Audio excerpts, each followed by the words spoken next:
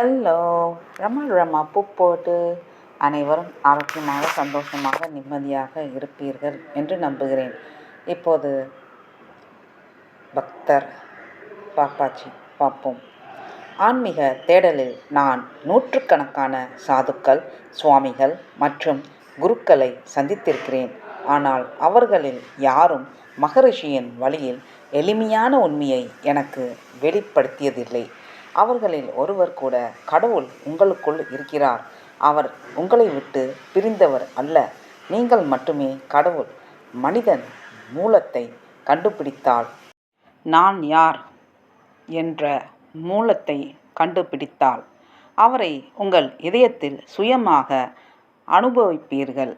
நான் என் வாழ்க்கையில் மகரிஷியை முன்பு சந்தித்திருந்தால் அவருடைய போதனைகளை கேட்டு அவற்றை நடைமுறைப்படுத்தியிருப்பேன்.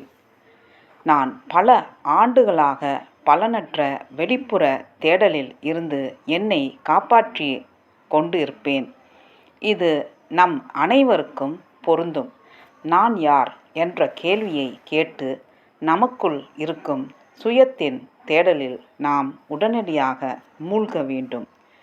மகரிஷி பாப்பாஜியின் சத்குரு ஆனார். பாப்பாஜி தொடர்ந்து சென்னையிலும் பிற இடங்களிலும் பணிபுரிந்தார். விடுமுறை நாட்களில் ஆசிரமத்திற்கு வந்து பகவானின் பிரசன்னம் மற்றும் அருகாமையில் பலன்களை பெறுவார். சத்குருவின் பிரசன்னத்தில் முக்கியத்துவத்தை அவர் இப்போது புரிந்து கொண்டதால் பசு கொட்டகை மற்றும் மலை வரை எல்லா இடங்களிலும் பகவானை பின்தொடர்ந்தார். ஒரு பக்தர் மகரிஷியுடன் பேசிய உரையாடலை கேட்டதன் மூலம் சத்குருவின் பிரசன்னத்தில் முக்கியத்துவத்தை புரிந்து கொண்டார் என்பதை பாப்பாஜி என்னிடம் விவரித்தார். ஒரு பக்தர் பகவானிடம், ஒருவர் எந்தவிதமான உதவிகளை செய்ய முடியும் என்று கேட்டார். சுய உணர்தலுக்காக.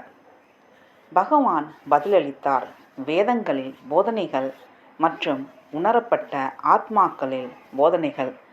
பக்தர் மேலும் கேட்டார், இது போன்ற போதனைகள் விவாதங்கள், விரிவுரைகள் மற்றும் தியானம் வடிவில் இருக்க முடியுமா?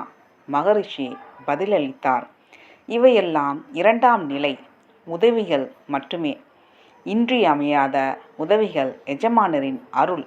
இதை நான் முழுமையாக புரிந்து கொண்டேன். நன்றி, வணக்கம். அடுத்த பகுதியில் பார்ப்போம். ரமா பூ போட்டு.